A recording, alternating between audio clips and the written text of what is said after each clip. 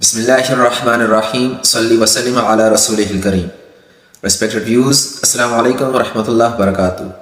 میں محمد اویس آپ کو آپ کے اپنے چینل یونیورسلائزم پہ ویلکم کہتا ہوں. کامن مسٹیکس ان انگلش یعنی کہ سینٹینس کریکشن کے حوالے سے ویڈیو چل رہی ہے، تو آئیے دیکھتے ہیں آج ہم کیا کچھ ڈسکس کرنے والے ہیں.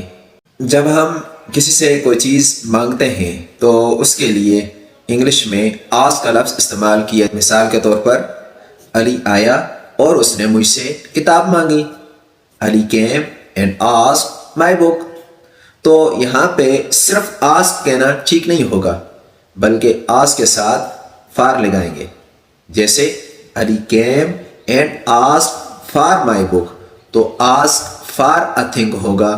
کوئی چیز مانگی جائے گی تو آسک کے بعد فار لگایا جائے گا، صرف آسک اکیلا نہیں ہوگا. اچھا، ایک عموماً جو غلطی ہم کرتے رہتے ہیں وہ یہ کہ جب ہم خواب دیکھنے کی انگلش بناتے ہیں تو ہم ڈریم فار استعمال یوز کرتے ہیں، جو کہ ٹھیک نہیں ہے.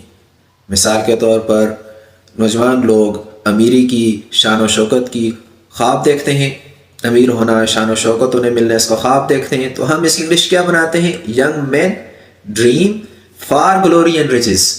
تو فار گلوری اینڈ riches یہ ٹھیک نہیں ہے. ڈریم کے ساتھ فار نہیں لگائیں گے، ڈریم کے ساتھ ہمیشہ آف لگے گا. اس طرح ہوگا young man dream of glory and riches. تو ڈریم آف ہوتا ہے، نہ کہ ڈریم فار.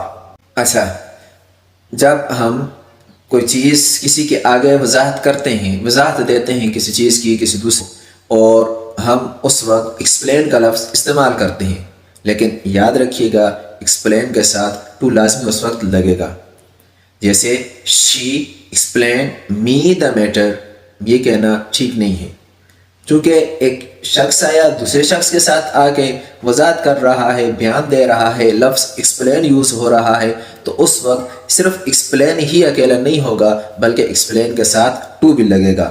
یہ اس طرح ہوگا she explain the matter to me. تو ایکسپلین ٹو ہوگا. جب پرسن کا لفظ ہم آگے یوز کریں گے، کوئی پرسن یوز کریں گے، تو ایکسپلین ٹو اے پرسن ہوگا، صرف ایکسپلین اور اس کے بعد وہ پرسن نہیں ہوگا. ایکسپلین ٹو ہوگا، ایکسپلین اکیلا اس وقت نہیں ہوگا.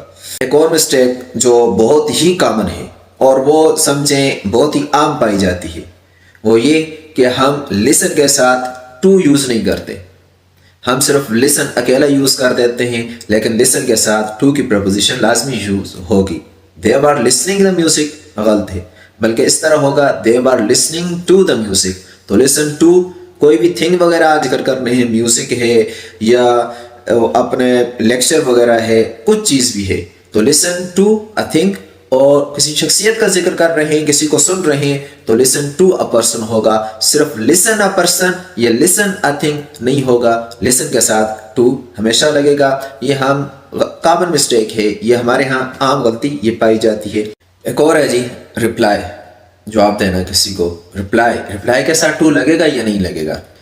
دیکھیں، ایک عام ہم کسی کو ٹیکسٹ بھیجتے ہیں، واٹس ایپ کرتے ہیں، تو ہم رپلائی کر کیا کہتے ہیں؟ جی he has not replied me yet, مجھے ابھی تک اس نے جواب نہیں دیا. تو رپلائی کے ساتھ ہم ٹو نہیں لگاتے. یہاں تو چل جاتا ہے، لیکن جب ہم کسی کمپٹیٹیو ایگزام میں بیٹھے ہوتے ہیں، کسی انٹری ٹیسٹ میں بیٹھے ہوتے ہیں، MT-CAT کے ٹیسٹ میں بیٹھے ہوتے ہیں، یا CSS PMS کے سینٹینس کریکشن کی سیریز ہوتی ہے، تو وہاں پر اگر ہم اسی طرح کریں گے جو ہم عام ڈیلی لائف میں یوز کرتے ہیں سینٹینس وغیرہ، تو پھر ہم وہاں پہ اپنے ہاتھوں سے اپنے نمبر ضائع کر دیتے ہیں. تو رپلائی کے ساتھ ٹو ہوتا ہے، رپلائی ٹو اے پرسن ہوتا ہے، صرف رپلائی اے پرسن نہیں ہوتا. مثال کے طور پر اس طرح کہنا ٹھیک نہیں ہے، ہی has not replied me yet. تو صرف ریپلائڈ اور می آگے یہ ٹھیک نہیں ہے، بلکہ اس طرح ہوگا he has not replied to me yet. تو رپلائی ٹو ہوتا ہے، صرف رپلائی ایسی جگہ پر کہنا ٹھیک نہیں ہے. پھر اسی طرح ایک اور کامن مسٹیک، ریمائنڈ. ہم کہتے ہیں یہ بات مجھے بعد میں یاد دلانی ہے، ریمائنڈ می ڈیٹ لیٹر. تو اس طرح کہنا غلط ہے. ریمائنڈ کے ساتھ آف لگے گا. Remind a person something, remind a person of something اس طرح ہوتا ہے، صرف remind a person something نہیں ہوتا. Please remind me that later, مجھے یہ چیز بعد میں یاد دلانا please remind me that later, یہ ٹھیک نہیں ہے، بلکہ اس طرح ہوگا please remind me of that later. تو ریمائنڈ آپ ہوگا، صرف ریمائنڈ اکیلا نہیں ہوتا.